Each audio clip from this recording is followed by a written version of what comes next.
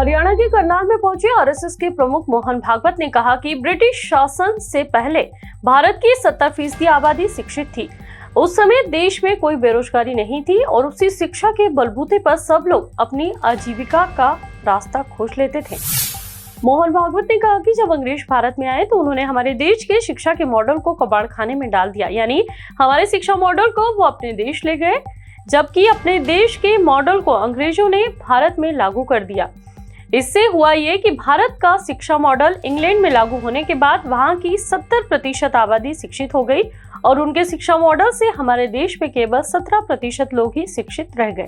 तो मोदी ये भी हम जानते हैं कि अंग्रेज इस देश पर हावी होने के पहले हमारे देश की शिक्षा व्यवस्था में अपने देश की 70% जनसंख्या साक्षर थी, शिक्षित थी और उस शिक्षा के बलबूते सब लोग अपनी अपनी आजीविका का रास्ता खोज लेते थे, उसको प्राप्त कर रहे थे। बेरोजगारी लगभग नहीं। उसी समय इंग्लैंड में जो शिक्षा व्यवस्था चल रही थी तो वहां 17% साक्षर था।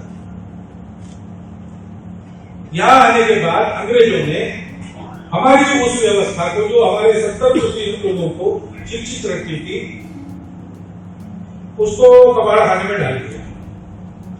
कबाड़ खाने में डाला नहीं, वो यहां से ले गए, अपने देश में उसको लागू किया और उनकी शिक्षा पद्धति को यहां लाया तो 17% हम साक्षर बन गए, 70% वो साक्षर। ये इतिहास का सत्य है। वो व्यवस्था क्या थी? हमारे यहां पर शिक्षक सिखाता, सबको सिखाता, उसमें वर्ण जाति वगैरह भेद नहीं होता।